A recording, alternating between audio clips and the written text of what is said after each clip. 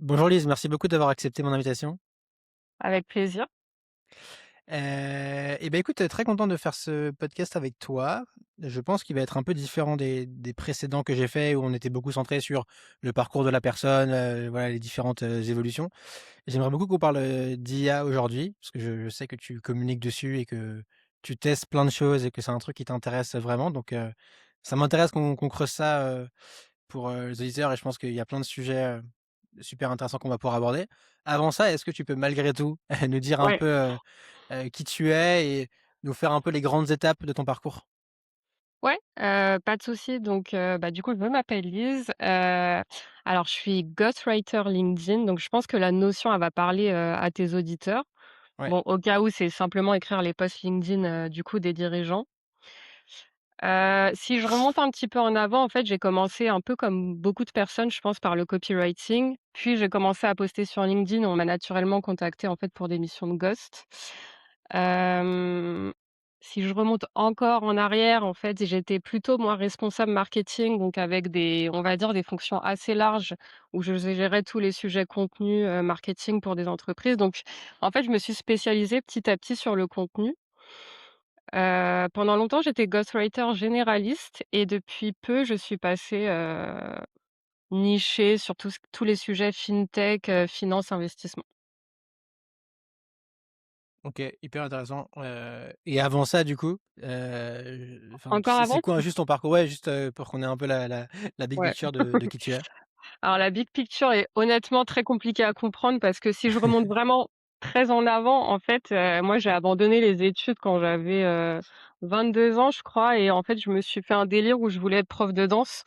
Donc j'ai fait des formations de danse, enfin pendant peut-être 3-4 ans de ma vie en fait j'étais complètement dans la danse et je crois que c'est quand j'ai eu 26 ans que j'ai repris les études. Donc j'ai fait, un master en environnement RSE et j'ai mis le pied, en fait, dans les organisations, d'entreprises, qui sont dans le domaine de l'environnement, OK. et je communiquais, j'avais déjà des rôles de responsable de la communication et en fait, c'est comme ça que petit à petit, j'ai mis le pied dans le monde corporate et que, en fait, ce que j'aimais faire depuis le début, ça a toujours été écrire, donc on me sollicitait pour des missions d'écriture et en fait, quand je suis passée freelance, je me suis dit: «Bah, je vais faire que ça» parce que c'est le plus facile à faire en freelance et c'est ce que j'aime, quoi. OK, plein de points que j'ai envie de creuser, mais déjà, ça m'intéresse de juste tu disais qu'avant de faire du ghost, tu faisais du copywriting. Tu faisais quoi exactement en copywriting? J'ai commencé par rédiger des pages de sites web, tu vois? Des entreprises qui lançaient leur site web, qui avaient besoin de la home page, de quelques landing pages. En fait, c'était plutôt des missions comme ça au début, ouais. OK. Hem et donc tu as basculé vers le ghostwriting parce que, tu étais sur LinkedIn et tu as eu de la demande et naturellement tu as tiré le fil et tu dis: «OK, le marché il est ici». Exactement, sur le tas, en fait, j'ai publié, on me contactait quasiment que pour ça et c'est vrai que comme beaucoup de gens, en fait, les missions de ghostwriting, finalement, c'est assez facile à vendre, c'est assez facile à packager, du coup, c'est assez pratique, et puis quand tu commences à publier toi-même sur LinkedIn, en fait, tu apprends donc ça devient assez vertueux et naturel, je trouve, de d'aller vers le ghost quand tu commences copywriter, quoi. Ouais, et pourquoi du coup tu t'es dit, «Ah, il faut que je me positionne et que je me spécialise»? C'est un gros sujet, pour les freelances, mais du coup ça m'intéresse de Ouais. comprendre ton raisonnement. En fait, c'est parce que je pense que c'est à un moment donné, je suis arrivée à un stade où j'avais suffisamment de clients et je me suis demandé: «C'est quoi la prochaine étape?» Est-ce que c'est créer une agence où finalement c'est plus moi qui est dans l'opérationnel et je continue à prendre des clients, mais voilà, je deviens une chef d'entreprise qui gère, Mmh. des sujets? Ou est-ce que finalement, en fait, je monte mes prix, je deviens un peu plus haut de gamme et je grandis comme ça? Et cette deuxième option me convient mieux parce que en fait, je pense que j'ai pas réellement envie d'être une chef d'entreprise. J'aime beaucoup le modèle du soloprenariat. Moi, si je suis devenue freelance, c'est aussi pour, avoir la vie qui va avec, c'est-à-dire pouvoir gérer mon emploi du temps, ne pas avoir énormément de réunions, tu vois? Tout ce genre de choses. Donc en fait, je trouvais que c'était la voie la plus logique et ça me convient. Heu, J'aime bien mon métier, donc tu vois, j'ai pas de souci avec ça. Ouais, OK, mais du coup tu t'es dit que pour monter les tarifs, pour avoir des clients plus intéressants, ça passait par le fait de se positionner, de se spécialiser sur, en l'occurrence, une thématique? Oui, c'est vrai que je vois un peu les choses comme ça parce que je trouve que ta valeur perçue, elle peut augmenter du fait que tu aies beaucoup de références dans un secteur et que tu deviens assez, enfin pour le prospect, ça devient beaucoup plus rapide de faire un choix vers toi, tu vois? Parce que tu lui dis: «Bah, j'ai tel et tel, client» et ça tout de suite, ça fait preuve sociale et en fait, il préfère travailler avec toi. En tout cas, c'est ce que je pense, tu vois? Ouais, moi je te rejoins pas mal. Et Ouais. du coup, pourquoi, la thématique, fintech, finance? Plusieurs raisons. Déjà parce que, j'ai travaillé chez Conto et c'est quand même un beau logo pour tu vois, pour entrer chez des clients et donc eux, c'est une fintech et après naturellement, en fait, je me suis rendu compte que 50 de mes clients étaient déjà dans ce secteur-là, Mmh. et que j'avais déjà pas mal de références. Donc en fait, c'est déjà la facilité ou la suite logique, on va dire, heu et c'est aussi parce que je m'intéresse personnellement à l'investissement. Donc je me suis dit: «Bah, pourquoi pas, entre guillemets, «joindre l'utile et l'agréable» et apprendre des choses dans l'investissement, en travaillant pour des clients dans ce secteur», tu vois? C'est plus, Ouais, ça. ouais. Hem, combien d est-ce que tu à la louche, tu sais à peu près combien de temps ça t'a pris entre le moment où tu as commencé à publier sur LinkedIn pour la première fois et le moment où, tu as eu des premières missions, des premières opportunités? Mmh. Et bah, très vite, en fait, peut-être au bout du troisième ou du quatrième poste. Mais il faut OK. savoir quand même que j'avais un terreau, favorable parce que c'est pas pareil d'arriver sur LinkedIn, et de pas avoir vraiment d'expérience préexistante. Parce Mmh. que moi, en fait, dans mon réseau de 800 personnes, j'avais beaucoup de chefs d'entreprise. Parce que j'avais travaillé déjà pour des organisations patronales, des choses comme ça. Donc en fait, mon poste, il est remonté assez vite vers des dirigeants, chose enfin, c'est une «chance» entre guillemets que j'ai eue, que j'aurais pas eu si je partais de zéro, tu vois? Mais effectivement, j'ai eu un client assez rapidement. Sur un poste improbable qui parlait de réchauffement climatique, tu vois? Donc c'était pas du tout un truc optimisé marketing ou quoi. Mais on s'est rejoint sur les valeurs, je pense et du coup, ça a donné, une mission, je crois que de 10 ou 11 mois, donc c'était une belle mission. OK. Voilà, ce que je voulais te demander, c'est, est-ce que c'est obligatoire de publier sur LinkedIn si tu veux vendre du ghostwriting? Je pense que la réponse est oui, mais curieux d'avoir ton point de vue et du coup, dans ton cas, ça a été assez rapide, mais effectivement, quand tu démarres de zéro et que tu as pas ce réseau existant, ça prend quand même du temps, mine de rien, Ah pour oui, qu'il se passe des choses, quoi. ah bah, c'est clair, que ça va il y a une forme d'injustice en fait, si tu as déjà une expérience, si tu as déjà du réseau. Maintenant, est-ce qu'il faut publier sur LinkedIn pour trouver des clients? Je fais partie des personnes qui pensent que non. Tu vois, moi, j'ai rencontré une freelance ah oui, Attends, je vas-y. précise, mon point, c'était publier sur LinkedIn pour vendre du ghostwriting LinkedIn. Ah, ouais. Ah oui, oui. Je pense pas, parce que tu OK. vois, moi, j'ai rencontré une freelance là à Barcelone qui d'ailleurs elle-même me disait: Je vends du ghostwriting, mais je me sens pas légitime parce que j'ai jamais publié un seul post sur mon profil. Sauf qu'elle fait des super stats avec ses clients parce que c'est quelqu'un qui écrit bien, tu vois? Mais pareil, elle avait déjà d'autres missions de type copywriting, donc elle est remontée en interne sur Ouais. du LinkedIn. Mais, Oui, parce que tu as un sujet de être légitime pour le ouais, vendre ça, ce qui est peut-être pas le cas si tu le fais pas et tu as un sujet aussi de, bah, est-ce que ton client, il va te trouver crédible si tu vends un truc que tu fais même pas pour toi? Alors c tu pas obligé de le faire effectivement, mais ouais. je trouve que dans le cas de LinkedIn, c'est quand même important. Ouais, non, c'est le mieux, en fait. C'est l'idéal de commencer, mais ça n'empêche pas quelqu'un qui va avoir 3 likes sur son profil personnel, ça veut pas dire qu'il peut pas faire de très bons résultats Oui, avec un client, tu vois? Heu, mais mais oui bon. et d'ailleurs, heu, tu vois l'un des pièges, parce que dans les freelances que j'accompagne, j'ai souvent ce truc-là, tu peux avoir la peur de dire: «Tiens, mais moi, mon contenu, il fait 5 likes. Pourquoi Mmh. est-ce qu'un dirigeant irait me faire confiance pour gérer son contenu à lui?» mais c'est mais c'est 2 choses, très Ouais, différentes complètement, hein. et tu peux, comme tu dis, tu peux très bien même ne pas être sur LinkedIn et faire des bons scores et comprendre Complètement. comment ça marche, quoi. Bah, moi, mon premier client, tu vois, celui qui m'avait trouvé avec mon premier post là, moi, je faisais encore 5 likes sur mes posts, pendant longtemps, hein, j'ai fait 5 likes et cetera et avec lui, on faisait 400 likes, tu vois? Donc en fait, c'est toute la réputation qui te précède, c'est tout ce que tu as déjà mis en place avant qui fait Mmh. que tu vas avoir des résultats. Ouais, ton réseau existant, Mmh, la confiance que les gens te font et cetera. Ouais, ouais. intéressant. Hem et du coup, juste tes démarrages en tant que ghostwriter, c'était en quelle année, pour qu'on situe? Ouais, c'était en 2022 ou 2023. OK, Après moi, j'avais fait une pause d'un an et demi dans le freelancing, je suis retournée dans le salariat, donc c'est pour ça qu'il y a une coupure dans mon parcours, et là, ça fait un an et quelques que je suis redevenue freelance. OK. Hem, ouais, du coup, la question que je voulais te poser, c'est, tu vois, si on parle un peu de l'IA, dans les grandes lignes, qu'est-ce qui a changé ou qu'est-ce qui est en train de changer selon toi entre, le ghostwriter, enfin, le métier de avant l'IA avec le Ouais. métier, avec l'IA?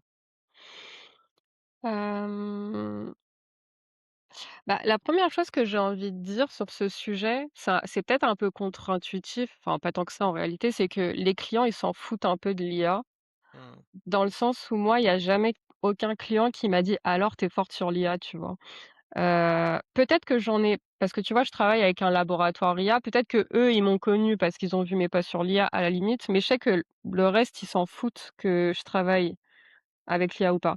Ce qui eux, ils me parlent que de notoriété, ce qui les intéresse, c'est d'avoir de l'attraction, de trouver des clients et cetera. Donc en fait mais je pense quand même qu'il faut s'intéresser à l'IA. Pourquoi? Parce que la façon dont nous, on va organiser notre activité va évoluer et ça va jouer aussi sur le fait qu'on reste compétitif ou non sur ce marché. Donc du coup, qu'est-ce qui a changé pour moi? En fait, ma philosophie sur l'IA, c'est que je vais aller regarder, pour moi, en fait, l'IA a impacté 3 choses sur mon métier de ghostwriter, là où ça va toucher finalement ma proposition de valeur. La première chose, ça va être, l'information, c'est-à-dire l'accès à l'information et le fait de diffuser de l'information. Parce que en tant que rédacteur ou ghostwriter ou tous ceux qui sont dans les métiers de l'écriture, en fait, on est un peu des passeurs d'informations et sur ça, l'IA a eu un énorme impact. Pourquoi? Parce que c'est beaucoup plus simple d'avoir accès à l'information. On peut avoir accès à des informations qui sont rares avec toutes les options, par exemple, de recherche sur le web ou simplement le fait de pouvoir, tu vois, analyser des rapports de 2000 pages et d'aller extraire des trucs vachement précises, bah, avant ça, c'était pas possible et on va aussi pouvoir produire de l'information qui est rare. Par exemple, tu prends un rapport de 2000, pages et tu dis à l'IA de te faire une infographie qui va le résumer. En fait, ça, c'est un truc qui avant était pas possible et ça a quand même une certaine valeur, tu vois? Donc le premier point pour moi, c'est l'information. Le deuxième, c'est tout ce qui est analyse de données. Les analyses de données, avant, bah, on regardait les statistiques à l'œil nu, on va dire. Ça permettait de voir des tendances, sur notre contenu, mais c'était pas aussi précis que ce que peut faire l'IA. Tu vois, aujourd'hui, l'IA, tu peux lui envoyer tout ce que tu as déjà publié sur LinkedIn. Enfin, je pense que c'est des choses que tout le monde a déjà essayé, tu vois? Mais d'aller regarder des patterns qui fonctionnent et cetera. Et moi, je te donne un exemple très concret de ce que j'ai fait avec l'IA et qui a vraiment apporté de la valeur aux clients. C'est qu'il y a 6 mois, j'ai commencé, en fait, à analyser, si l'engagement des posts LinkedIn de mes clients était qualifié. En fait, je demandais à l'IA de ranger les gens qui ont liké en 3 catégories. Donc les, cibles, celles qui peuvent acheter la solution de mon client, les prescripteurs, ceux qui peuvent recommander et les non qualifiés. Et en fait, on s'est rendu compte en faisant ça, mais c'est des choses qu'on sait un peu déjà, mais là, on l'avait noir sur blanc, c'était que des fois, il y avait des posts qui vont faire 100 likes et en fait, tu vas avoir 60 de likes qui sont pas qualifiés. Mais tu vas avoir un autre post qui fait 40 likes et en fait, tu as 60 de cibles qui ont liké. Et en fait, on s'est dit: «Bon, bah, on s'en fout de faire plein de likes, en fait, on va suivre juste, cette ligne édito là qui génère, 60 de contacts qualifiés». Et en faisant ça, on a fini par faire un post viral avec il y avait eu 600 likes, peut-être 200 commentaires avec que des profils, enfin 70 de profils qualifiés et ça avait une vraie valeur monétaire, tu vois? Et du coup, en fait, c'est ce type de choses où l'IA, elle va directement toucher, la valeur que tu apportes au client.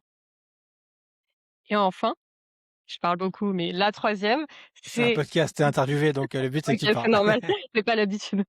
Le 3e point où ça touche la proposition de valeur, l'IA, je trouve, ça va être tout simplement la relation client. Parce que quand, un client choisit un ghostwriter ou un rédacteur, il paye pas simplement le contenu, il paye aussi un peu l'expérience. Enfin ça, c'est dans tous les business et c'est vrai que grâce à l'IA, ça permet vachement d'améliorer l'expérience, je trouve. Ne serait-ce que avant, tu passais un call, franchement, une fois sur 2, tu avais oublié une information où tu disais: «Mince, j'ai oublié ça, il faut que je le relance, il faut que je le resollicite». Tu vois, moi, là, j'ai une cliente, ça, c'est un deuxième exemple. Je l'ai signé en septembre, on est en juin. Je crois qu'on s'est parlé 1h30 en tout parce qu'en fait, elle a pas le temps et du coup, ce que j'ai fait, c'est que j'ai une sorte de data room avec tous ses contenus, son site web, ses newsletters, tout ce qu'elle a déjà dit. En fait, je l'ai dans une IA, tu vois? Et ça me permet, finalement, ça fait 6 mois que je fais du ghostwriting pour elle, quasiment sans lui parler. À chaque fois que je fais un post, elle le valide parce qu'en fait, je m'appuie sur ce qu'elle dit, tu vois? Ou ce qu'elle a déjà dit et cette mission-là, j'aurais jamais pu la décrocher sans l'IA, tu vois? Donc pour moi, on va dire que prendre la vague de l'IA, c'est aller chercher là où l'IA, apporte de la valeur au client et s'en servir de cette manière, en gros. Ouais, OK. Plein de points, plein de points intéressants. Hem, Tu disais au début juste, les clients s'en foutent que tu utilises l'IA. Ouais. Heu, du coup, toi, tu leur dis, tu es transparente là-dessus, ils le savent tous, heu et heu enfin et c'est OK ou comment ça se passe? Ils le savent parce qu'ils lisent mes posts LinkedIn pour la plupart et j'en parle ouvertement sur LinkedIn. Après moi, j'écris pas les posts avec l'IA. Heu, à 90, c'est moi qui les écris. Je fais peut-être la repasse finale, tu vois, pour, la correction, les maladresses et cetera. Mais en fait, l'intention de base, la structure, l'accroche et tout, j'écris le post à 90. Donc ça, ils le savent aussi. Hem Mais oui, ils le savent et ils m'ont jamais posé de questions, en fait, tu vois? En fait, ce qui les intéresse, c'est leur problème à eux, c'est Mmh. d'avoir des résultats, quoi. Ouais, hem et du coup, est-ce que tu as déjà eu des clients qui te disent, OK, mais du coup, le post en soi, je pourrais l'écrire avec, Claude, ça sera un peu moins bien que toi.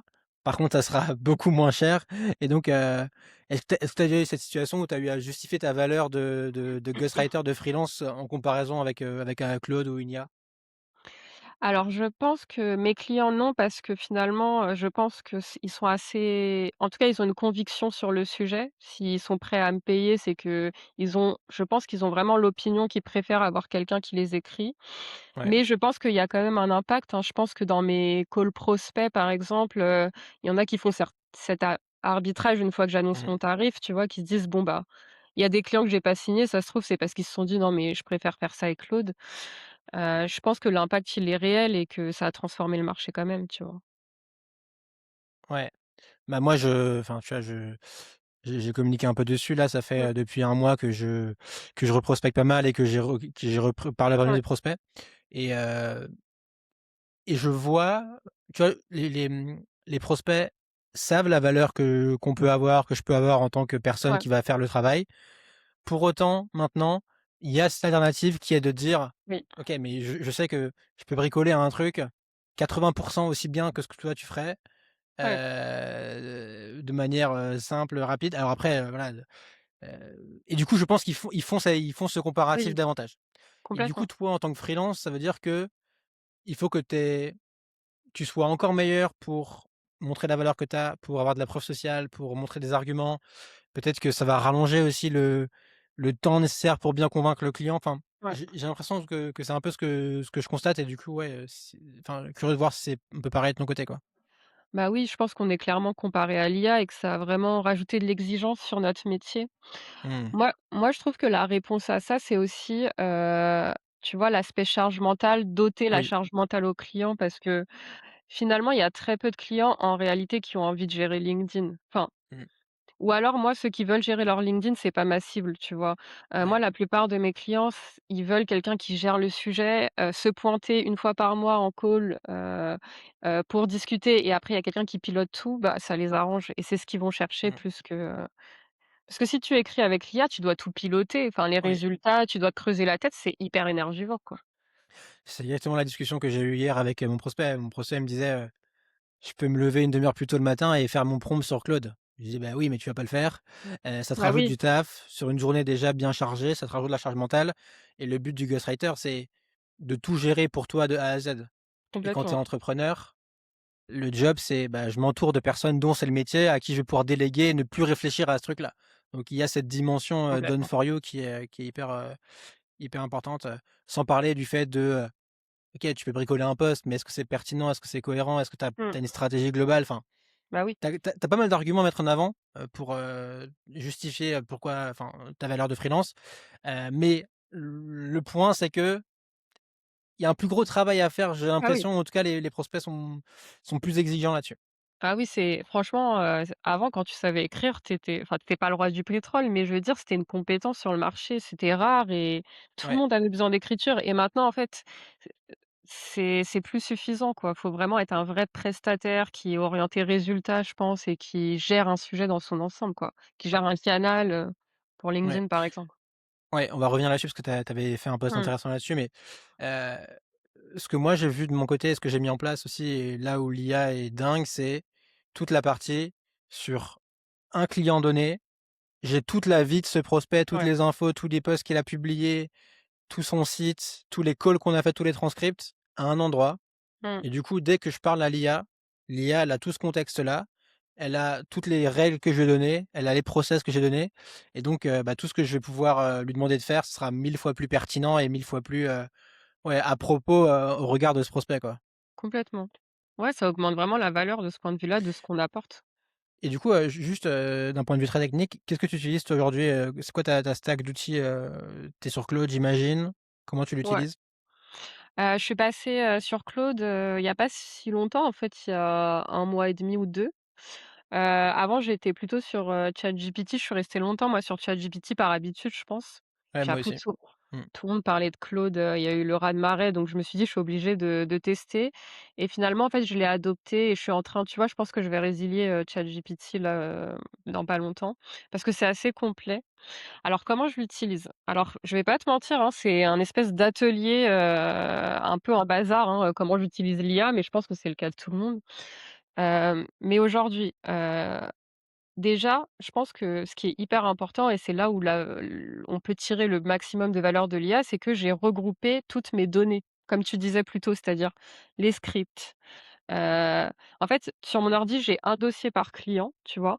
Et dans ce dossier, il va y avoir tous nos scripts d'appel, va y avoir, une analyse un peu compétitive, concurrentielle, tu vois, de son secteur. Tu m'entends encore? Ouais. Oui, oui. Va y avoir en fait toutes les informations dont j'ai besoin sur le prospect sur le client pardon, qui sont regroupées dans un dossier. Ce qui fait que Claude, quelle que soit la tâche que je lui demande, en fait, il va pouvoir aller chercher dans ce dossier et il a toute la contextualisation. Donc ça, je pense que c'est déjà la base pour, bien utiliser l'IA et après, avant je faisais beaucoup les GPT, je sais pas si ça t'a fait ça, les assistants sur Ouais. ChatGPT? Et ça maintenant avec Claude, je trouve que c'est un peu notre logique là avec les skills. Donc les skills sur Claude, en fait, bah, c'est comme une compétence, dans la vie, c'est-à-dire, un savoir-faire pour réaliser une certaine tâche. Et j'en ai construit pas mal. Donc je te donne des exemples de skills que j'ai construits sur Claude. Je les ai notés parce que, heu, j'ai pas tout en mémoire. Donc par exemple, j'ai une skills qui s'appelle brief de poste. C'est-à-dire qu'en fait, avant d'écrire un post pour un client, j'ai Claude qui va aller chercher dans nos alors je lui donne le thème évidemment du post. Claude, il va aller chercher dans nos scripts d'appel tout ce que le client a dit sur le sujet. Tous ces verbatims, ça hyper important, comment lui il en parle avec ses propres mots. Il va même me suggérer plusieurs angles de post possibles, tu vois? En fonction de templates que j'ai aussi mis dans ma base de données. Et je vais pas forcément suivre ça, mais en fait, ça va faire que très rapidement, avant d'écrire mon post, en fait, j'ai tous les éléments pour me nourrir et pour finalement, moi, après, Mmh. rédiger la base. Ça, c'est un exemple de skills. Je vais avoir un skills, c'est bête, tu vois? Mais, un skills qui va transformer, en fait, ce que je fais, c'est que tous les mois, par exemple, j'ai un client qui est dans le secteur de la, prospection B2B. Je vais sur Reddit dans les forums, de discussion sur la vente, la prospection. Je regarde les top sujets du mois et en fait, j'ai un skills qui analyse les top sujets et qui regarde si ça fait une connexion avec, le les sujets de mon client et s'il y a des angles de poste possibles, tu vois? Un peu idéation. Un autre exemple de skills, j'en ai un qui crée mes reporting clients.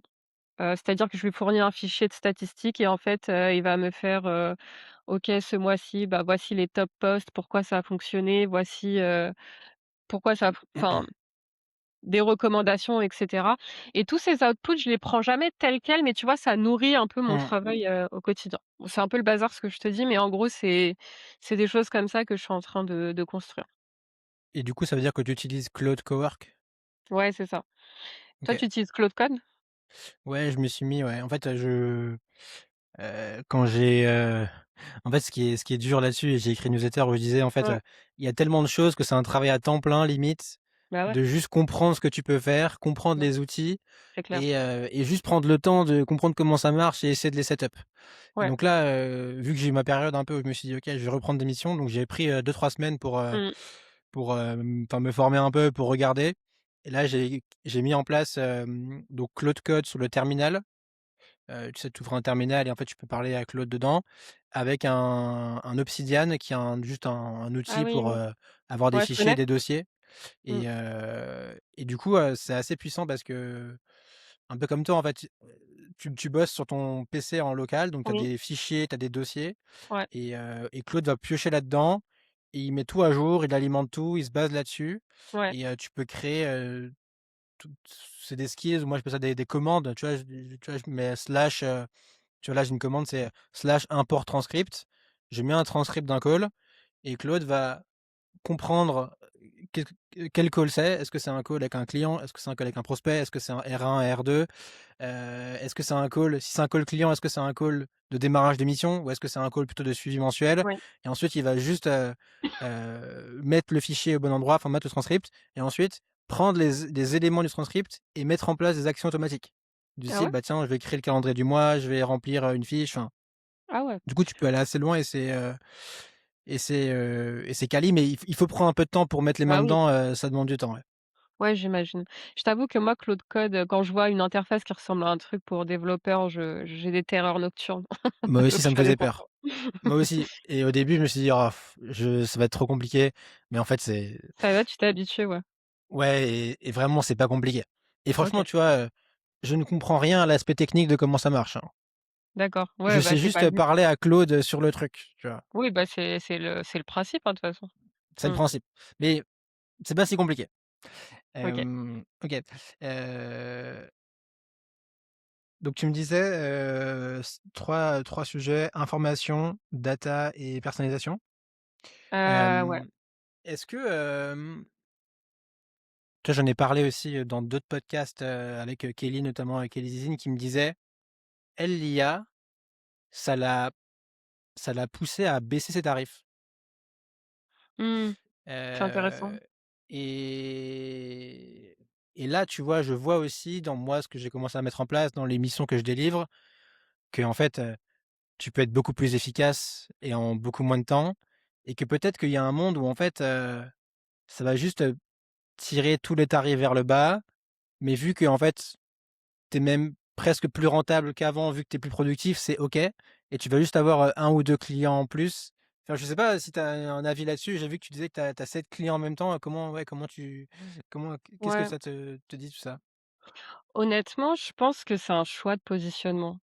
Parce que Oui. je sais que moi, j'ai un peu fait ce choix de me dire en fait, j'ai pas baissé mes tarifs, je suis même plutôt dans une logique d'augmentation, mais j'aspire pas non plus à, les augmenter indéfiniment. J'ai envie de continuer à me positionner comme quelqu'un qui a quand même cette capacité à prendre plusieurs clients et à garder des prix assez compétitifs quand même, sans être, sans tu vois, sans être dans le bas du marché. Hem je dirais que c'est vrai que je pense que je ne souhaite pas trop augmenter et justement plutôt leverage ce truc que je peux prendre plus de clients qu'avant. Pour autant, moi je trouve que ça fait encore totalement sens, tu vois? Quelqu'un qui mais c'est pas tout le monde qui honnêtement, je pense que c'est pas tout le monde qui peut se le permettre.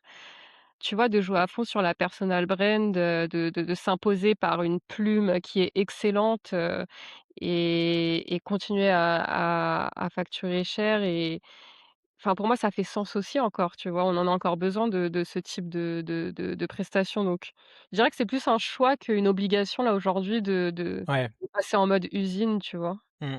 Ouais, je te rejoins. Mmh. Je te rejoins, mais tu vois, ma question, c'est juste si on tire le fil, dans 1 an, 2 ans, 3 ans, tu vois? Ouais, Où est-ce qu'on en est?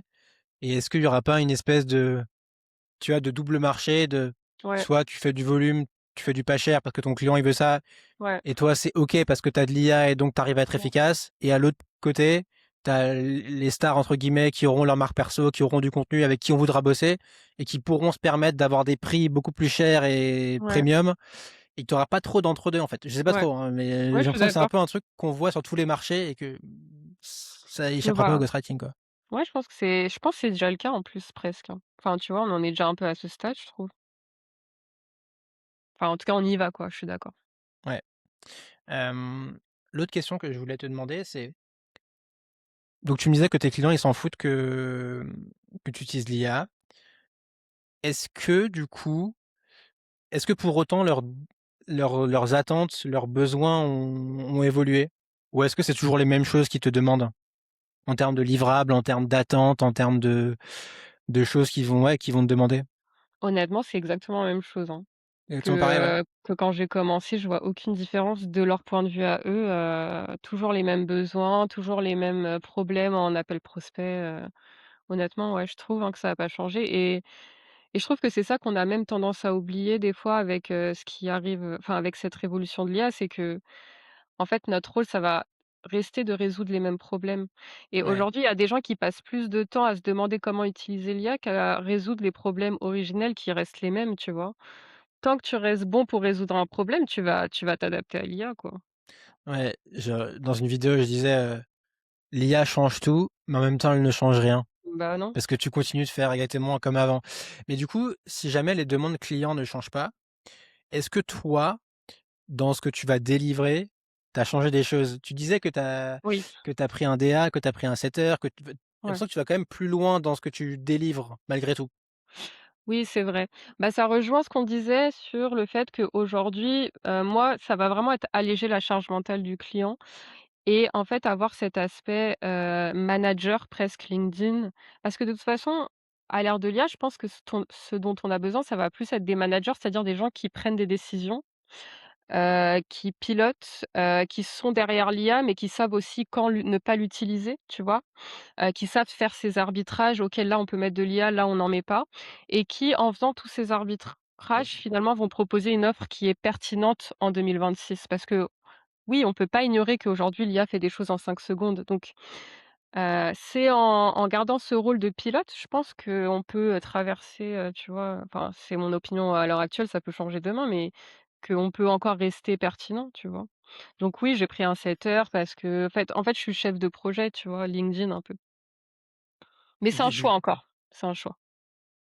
Mmh. ouais, tu peux juste, expliquer, ce que tu as mis en place, et pourquoi tu as mis ça en place? Le fait de travailler avec d'autres personnes, tu veux dire? Ouais. Parce que, bah, finalement, tu sais, vu que je fais des actions de reporting assez poussées tous les mois, en fait, j'ai un vrai «suivi marketing» entre guillemets, hein. Bah, en fait, ça donne lieu à des recommandations et souvent dans ces recommandations, en fait, ça ne se limite pas simplement à, pour que ça aille mieux, parce que je pilote par les résultats. Pour que ça aille mieux, des fois, c'est pas simplement améliorer mes posts, c'est Mmh. dire: «Ah mais les visuels là franchement, ils contribuent pas à l'image de l'entreprise, enfin ça nous pénalise un peu, il faudrait qu'on améliore ça». Enfin, tu vois? Donc en fait, je vais faire mon petit diagnostic tous les mois et ça va donner lieu à des solutions. Je pense que je suis un peu comme ça parce qu'avant j'étais responsable marketing, donc en fait, j'avais ce rôle, tu vois, de piloter et du coup, c'est un peu un aussi un penchant naturel que j'ai. Mais les clients apprécient en tout cas, pour ceux avec qui je travaille, ce côté je sors un peu peut-être de ma mission pure de rédaction, quoi.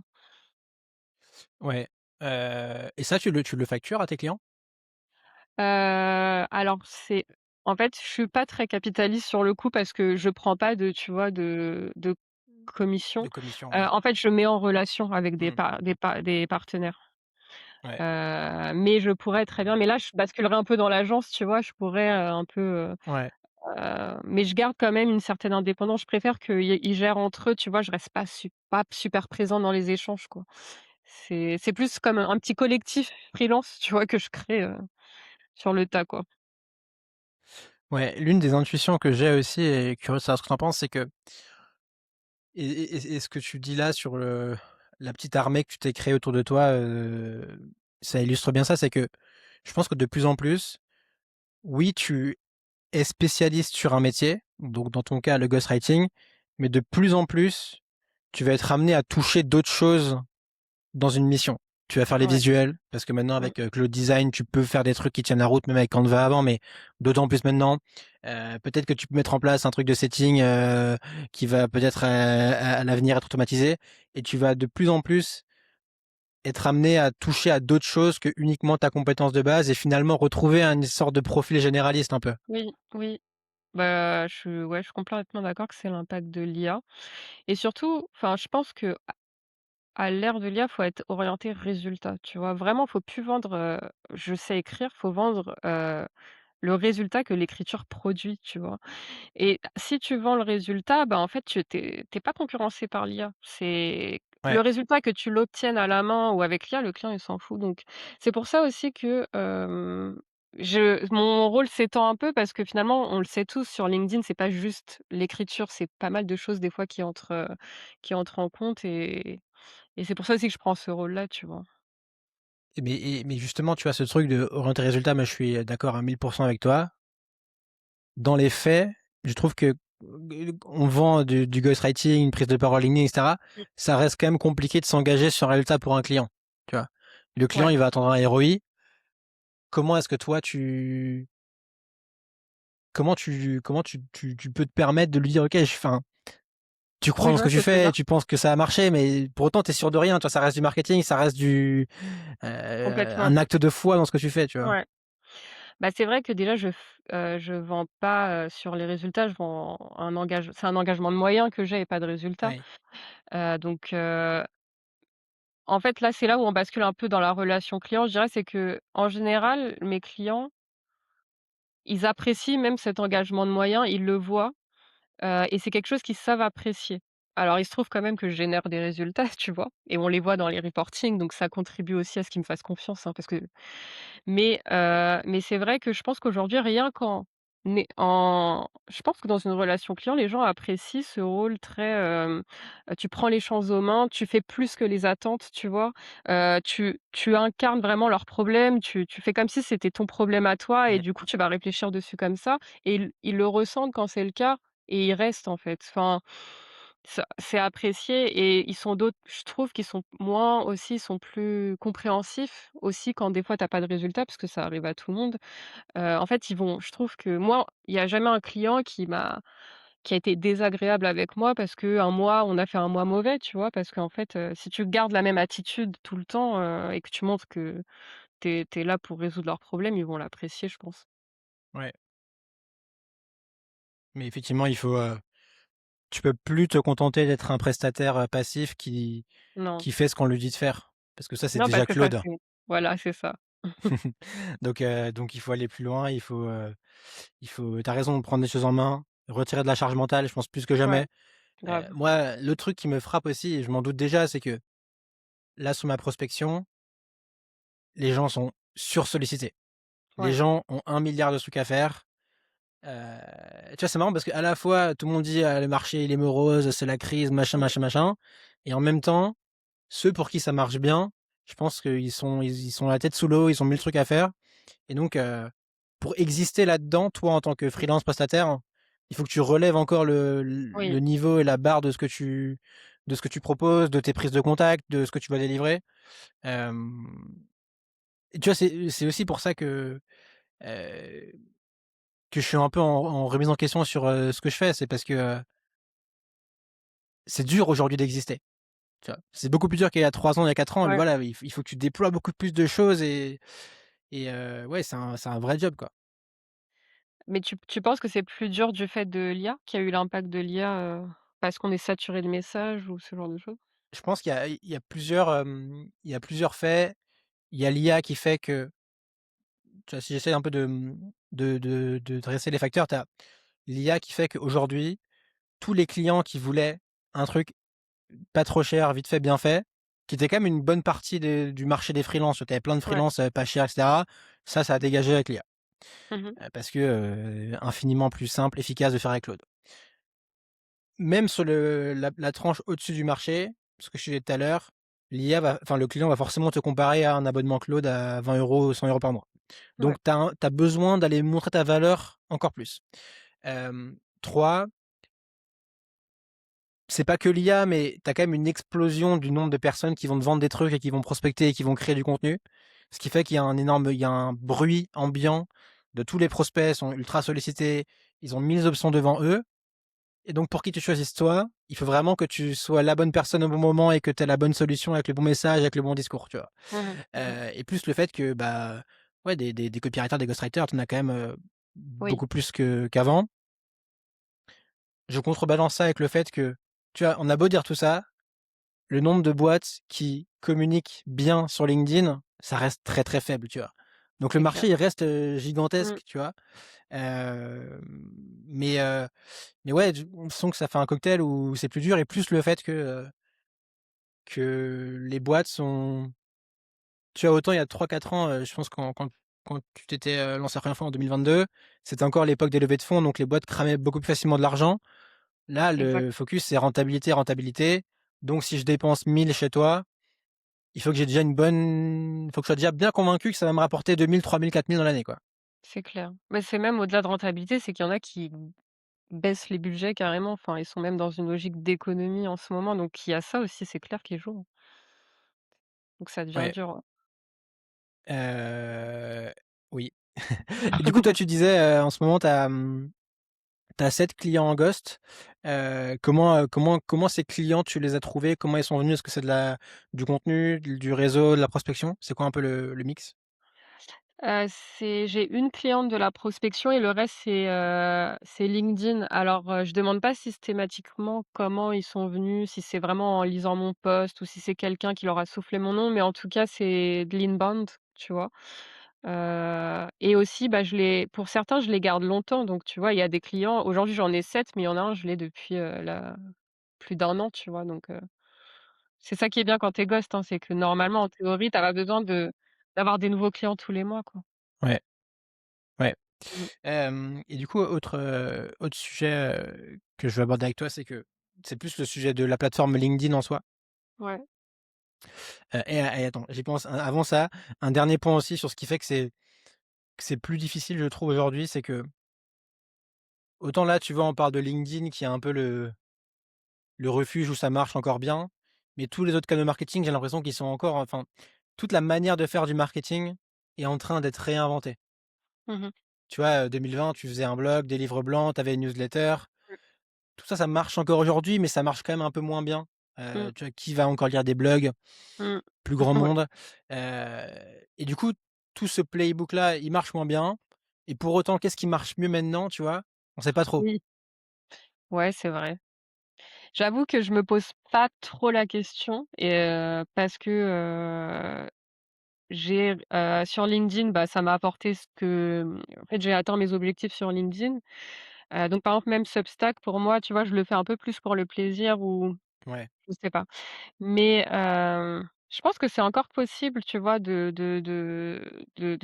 vraiment de tirer quelque chose de LinkedIn, mais ça prend peut-être plus de temps qu'avant, comme tu dis et il faut vraiment tenir sur la durée et suivre les résultats et un peu ce que je fais avec mes clients, quoi. C'est une démarche qui est très exigeante, on va dire. ouais, ouais, tu peux encore une fois, je pense que le mot-clé, c'est tu peux plus juste te contenter de juste Ouais, faire le job, correctement et te dire: «OK, c'est bon, j'ai fait le truc, quoi». Faut que tu ailles plus ouais, loin. clairement. Hem, ouais et tu vois même, LinkedIn malgré tout, tu vois, il y a quand même une baisse de reach depuis, quelques Oui. années pour plein de facteurs, mais tu vois, il y a aussi une question à un moment que je me suis posée de: «OK, donc si le reach baisse sur LinkedIn, est-ce que les clients vont être aussi, demandants et vont investir autant pour être sur une plateforme où il y a moins de résultats?» Ouais, Tu vois? Donc bah, je ça me suis reste posé lié, la quoi. question aussi, hein. Ouais. Ouais. Je me suis posé la question, mais je pense que, étonnamment, ça rend notre rôle encore plus important, je trouve, dans le sens où notre rôle, ça va être de rendre le client mémorable et qu'on compte pas enfin, qu'on n'ait pas besoin d'être vu, 10 000 fois par jour, tous les jours pour finalement générer des opportunités. Qu'à un moment donné, il y ait ce poste qui marque les esprits et que, enfin, tu vois, je pense qu'il faut être plus impactant dans la prise de parole, dans chaque prise de parole. Et ne pas forcément chercher à accumuler les vues, quoi. Ouais, ouais, il y a un truc aussi, c'est puisque tout le monde peut bricoler un post facilement avec, ChatGPT ou Claude, bah, du coup, l'exigence qu'on va avoir en tant que lecteur, elle est plus Complètement. importante et que donc ça justifie d'autant plus de faire un vrai travail et d'investir sur le canal, quoi. Ouais, exactement. Cool. Toi, aujourd'hui, dans ta strate de contenu sur LinkedIn, comment tu y réfléchis? Comment tu choisis les posts que tu vas publier? Alors franchement, je vais pas être une bonne exemple parce que pendant longtemps, j'ai eu une stratégie assez claire et là, ça fait 2 mois que j'ai plus de stratégie honnêtement, je vais pas, te mentir là-dessus. Après, c'est parce que, en fait, là, j'ai presque hésité à arrêter de LinkedIn ces derniers temps en me disant. OK. C'est une discussion que j'avais avec un autre ghostwriter, récemment, c'est que j'en ai un peu marre de parler de LinkedIn sur LinkedIn, tu vois? Comment, percer sur LinkedIn, enfin, cette Ouais. boucle-là, elle commence à me fatiguer. Je pense que tous les gens qui font du contenu, à un moment, se Moi, posent j'en cette peux même plus, quoi. question de: «Comment est-ce que j'arrête de créer du contenu sur le fait de créer du contenu pour Ah créer mais du contenu?» c'est Le truc infernal, infernal, en quoi. fait. C'est pour ça aussi que je parle d'IA parce que en fait, c'est nouveau, tu vois? Ça me stimule un peu, il se passe des choses, quoi. Mais en soi, je pense pas que ce soit nécessaire de parler d'IA, je le fais vraiment parce que ça m'intéresse, mais du coup, là, je suis vraiment dans une réflexion de remise à plat. J'hésite à arrêter au moins l'été et revenir en septembre avec une nouvelle ligne édito où je trouve, tu vois, un sujet, tierce, en fait, sur lequel parler, mais qui va contribuer aussi à ma visibilité, donc c'est pas du tout évident comme réflexion. Honnêtement, je crois qu'il faut que je me coupe, tu vois? J'hésitais à aller faire le chemin de Compostelle, là, pendant 7 jours. Marcher sur la rue et réfléchir à tous ces trucs-là parce que ça demande vraiment, je trouve, une prise de recul. Mais en tout cas, voilà, j'ai pas de stratégie en ce moment et j'ai envie de revenir avec, une nouvelle stratégie, en tout cas. Ouais. Toi, tu as une stratégie, très claire? Non, mais je te rejoins un peu sur le fait de, parler de LinkedIn enfin, parler de LinkedIn sur LinkedIn, pour comment faire LinkedIn, il faut le faire et c'est bien, il faut le faire un temps, Mmh. mais tu tournes vite en rond Ouais, et les angles, les moyens de traitement sont pas infinis. Hem, je pense qu'il faut le faire, mais il faut, heu, il faut suivre, ce qui t'intéresse et ce qui te rend curieux malgré tout, tu vois? oui, Heu et tant que ça reste des sujets pro, tu vois? Des sujets oui, de tech, d'actualité et cetera, ça reste pertinent. Tu vois, là, j'ai fait un post, truc con, j'ai écouté le truc de Arthur Mensch, là, de Mistral ouais, je l'ai sur, vu. le parlementaire. J'ai Ouais, juste fait un post, le post, il a ouais, pété. Je m'y attendais pas, tu vois? Mais tu vois, je me suis pas dit: «Ah, je veux faire un post». Tu vois, j'avais pas de réflexion stratégique derrière. Je me suis juste dit: «Putain, ce truc-là, c'est super intéressant, ça m'a intéressé et j'ai envie de le partager» et je pense que suivre sa curiosité, ne plus suivre un playbook, très précis, mais tu clairement, vois, sortir un peu, être plus, ouais, être, plus varié, plus aléatoire dans ce que tu fais. Je trouve que c'est un moyen pour toi de durer, de t'éclater aussi et de rester dans le clairement. game, quoi. Ouais, c'est trop important, je trouve, d'aimer ce qu'on écrit, d'y trouver de l'intérêt et je l'ai vu ton post et c'est exactement ça. Enfin, c'est que le sujet il t'a intéressé, ça t'a généré une émotion ou tu as trouvé ça passionnant, tu l'as partagé. Je pense que c'est ça qu'il faut faire sur LinkedIn. Donc c'est un peu ça que je cherche et il faut en même temps que ça colle aussi avec tes objectifs business, tu vois? Je vais pas, Ouais. parler de n'importe quelle passion, mais du coup, c'est pas forcément évident à trouver, ouais. Ouais, bah, tu vois, moi, le truc, c'était juste, ça m'intéresse Ouais, et en plus, moi, dans les clients que j'aimerais avoir, j'aime bien les côtés, très tech, ouais, très bah, voilà. macro, toutes les réflexions et en fait, ce sujet-là, il cochait bien ces cases-là, Mmh, quoi. ouais. Donc pour toi, peut-être que c'est des sujets sur la finance, la fintech, ce qui se passe dans l'IA et la finance. Je pense que tu as peut-être un croisement à trouver ici, quoi et des trucs qui t'intéressent. Et bah, totalement. Mais c'est ma réflexion, mais je sais que, tu vois, si demain je vais sur ces sujets-là, je vais vraiment perdre mon audience. Après, je crois que je suis prête à repartir de zéro, mais j'ai encore besoin d'y réfléchir. Mais en tout cas, Mais je ton sais pas ton si audience, c'est qui aujourd'hui? Enfin, quand tu dis perdre mon audience, c'est parce que c'est les CEO, enfin, les gens que tu veux toucher, ils vont continuer à te lire, tu vois? hem, Tu penses pas? bah, c'est vrai que mon audience, je dirais que c'est des freelances qui sont assez avancés. Et du coup, en fait, j'aime bien cette audience parce que franchement, ils m'apportent des recos, enfin c'est fructueux quoi, tu vois? Je trouve que j'ai trouvé un truc où à la fois, bah, de toute façon, je m'adresse pas frontalement à des CIO parce que si je faisais ça, je pense que j'aurais pas de beaucoup d'écho. Mais j'ai trouvé un espèce d'équilibre où c'est des freelances, mais qui sont un peu dans les mêmes cercles et du coup, ça crée des opportunités. Demain, si je commence à parler de finances, d'investissement, bah, faudra que j'aille chercher, il y en a qui vont rester, mais peut-être 10. Et après, faudra que je chercher des de nouveaux écosystèmes, des nouvelles bulles pour moi, «d'algo» entre guillemets, quoi. Ouais, je sais pas si c'est aussi, Segmenter. ouais, segmenté que ça.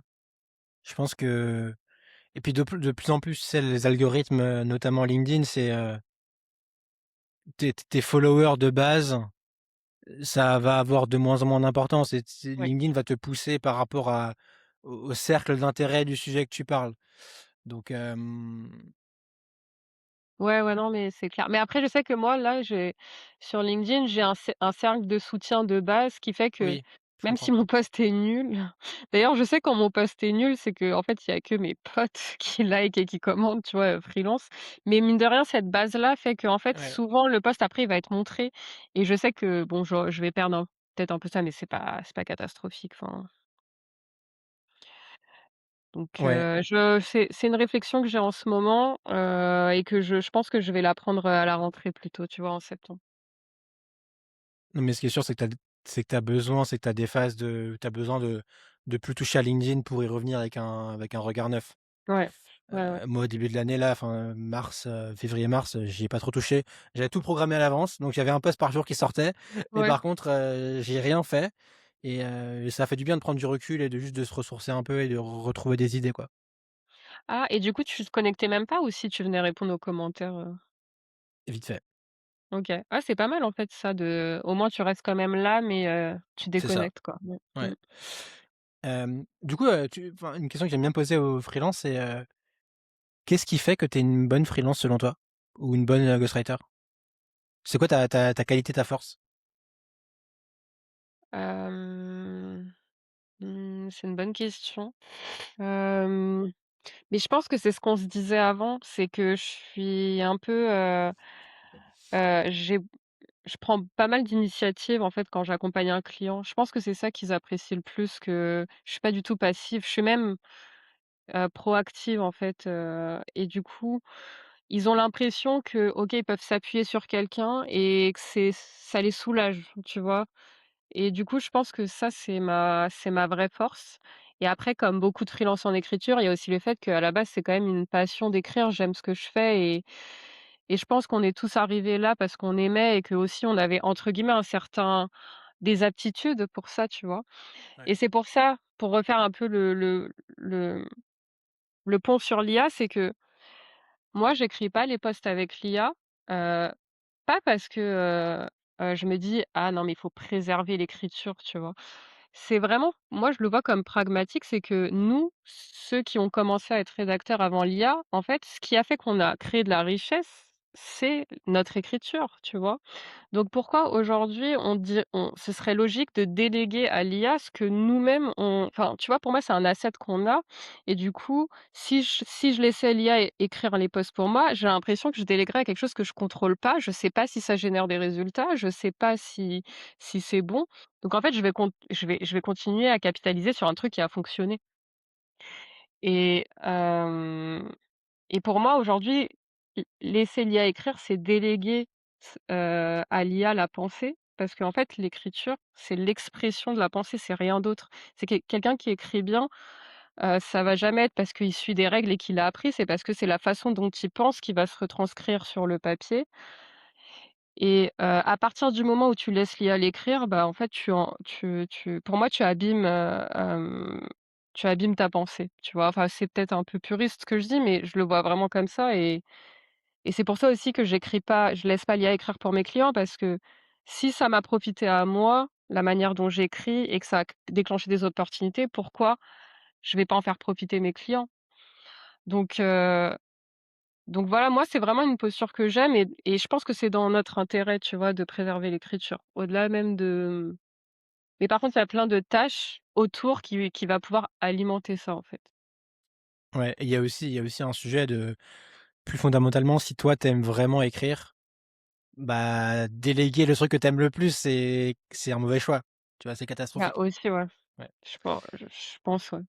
Hem, Dernière petite question pour toi, tu disais que tu as 7 clients en parallèle, c'est quand même beaucoup.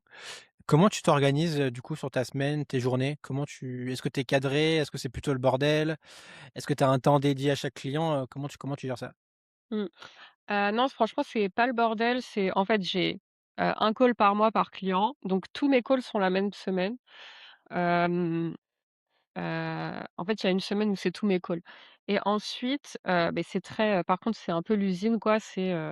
Pendant les 2 semaines qui suivent, en fait, ça va être rédaction tous les jours, donc de le matin, de l'après-midi. En fait, ça va souvent être ça et je commence à y arriver, à me laisser une semaine où, en fait, j'ai plus de rédaction et parce que j'ai tout rédigé en 2 semaines et cette semaine-là, bah, j'écris ma newsletter sur l'IA, je me forme, tu vois? Je prends du recul ou je fais des choses comme ça.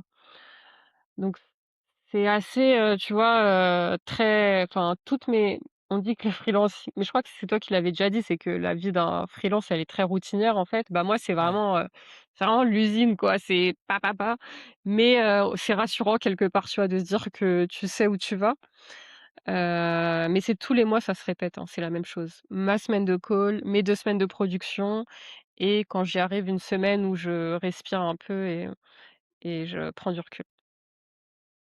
Ouais, et du coup, comment tu vois la suite pour toi?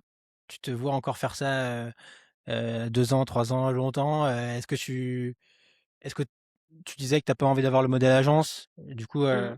c'est quoi un peu ton développement? Est-ce que c'est juste, tu sais, enfin, des fois quand je pose cette question, je sens que les gens se mettent la pression en se disant: «Ah, il attend que j'ai une grande vision». Ouais, Non, ouais. j'attends pas ça. Tu vois? Tu sais, moi, ma vision, c'est juste, faire ce que je fais le plus longtemps possible et m'éclater et gagner de l'argent. Tu vois? C'est déjà ça, c'est ma Oui, vision, quoi. ouais, non, mais oui, non, mais c'est une très bonne question. Bah, en fait, moi, je me vois, de manière transparente, je me vois gagner mieux, tu vois? Avec le temps, parce que je vise des clients de plus en plus, «haut de gamme» entre guillemets. Je me vois investir, ce que je gagne de plus, tu vois? Ce qui n'est pas nécessaire et si je dois faire un move, moi, dans ma carrière, ça va pas être de passer de ghostwriter à un autre métier du marketing, ça va être de changer complètement de vie. Soit ouvrir une école, de danse, tu vois, à Barcelone ou ouvrir un espace enfin, tu vois, si j'ai un move à faire, moi, dans quelques années, ce sera plus ça. Mais en attendant, je trouve qu'être ghostwriter, c'est un super métier pour, bah, pour avoir une qualité de vie qui est quand même cool, pour, bien gagner sa vie et pour avoir de l'espace mental aussi pour réfléchir à sa carrière et cetera. Enfin à sa carrière, à son au sa trajectoire. Donc en fait, je me vois bien même, tu vois, rester ghostwriter, moi, s'il le faut 5 ans de plus, hein. Parce que je trouve que c'est une bonne dynamique globalement personnelle, professionnelle, que tu apprends énormément, tu rencontres plein de chefs d'entreprise, enfin, c'est hyper intéressant. Mais si je dois faire un move dans ma carrière, ce serait pas grimper dans le marketing, ce serait faire un pas de côté, complètement différent, tu vois? Mmh. OK. Ouais, je comprends.